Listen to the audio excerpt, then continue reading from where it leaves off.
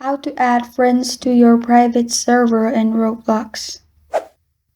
Hi everyone, I'm here to assist you today. Without any delay, let's jump right in. First, open Roblox and click on three lines at the top left, and then click on Inventory.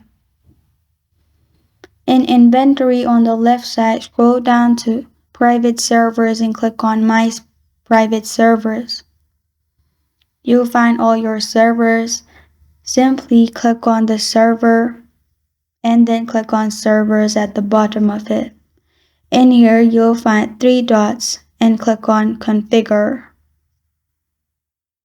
After that, at the bottom, you'll find Add People. Make sure Allow Joining is turned on, and then click on Add People, add their username, and you'll be able to add your friends to your private server in this way. This is how to add friends to your private server in Roblox. Thank you for joining me today. If this video helps you out, please leave a like and subscribe for more. Got a question or want to suggest a topic? Comment below. Thank you for watching.